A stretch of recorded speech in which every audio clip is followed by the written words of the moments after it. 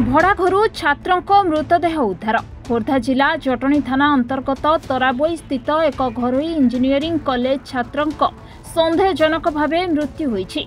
मृत छात्र जनक हेउछंती खोर्धा जिला Banapur grammar ex army Biren Kumar Sahu एकमात्र पुआ विकास रंजन साहू बयस 21 वर्ष।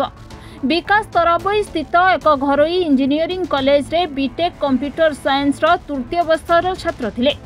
सूचना मुताबक मृत विकास स्थानीय तराबोई ग्राम रे निज बापा सह भड़ा घरे रही पाठ पढ़ुथिले। आज कौनसी कारणरू छात्र जनक घर कबाट भीतर पटु बंद करी फैन रे झुली पड़िथिले। पड़ोशी माने झरका पटे विकास को फैन रे झुलुथिबा देखि तांको बापा को खबर देथिले। परे घर कबाट भांगी छात्रों को उद्धार करी चिकित्सा पाई खोर्धा जिला हॉस्पिटल को नेइथिले। सेठारे डाक्टर तांको मृत घोषणा करथिले। खबर पाई जटणी पुलिस घटनास्थल रे पहुंची अधिक तदंत आरंभ जारी करिछि।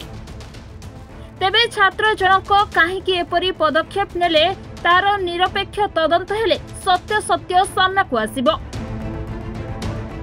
मु बीरेन कुमार साहू मु तराबोई रे रहउतली। मो पाखरे मो पुओ विकास साहू रूम रे थिला।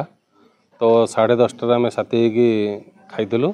तापर मु 12:30 ड्यूटी बाहरी पड़ी पावर गेट में सिक्यूरीटी ड्यूटी करछि। तापर 2:24 टाइम रे फोन करथिली पुओ को तू खाइलु ना नहीं ना मु बत भोक नहीं मु खाइली आउ खाइबी। तापर 3टा 3:30 3:15 भितर घर ओनर जी फोन कले तुम पुओ फांसी लगे दी। कारण तो मत किसी जना नहीं।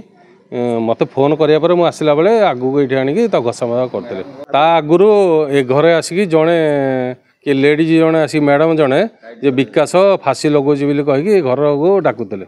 नहीं सतुर तो किछि नहीं तार। जटणीरू Prashant Kumar Sahu report reporters today.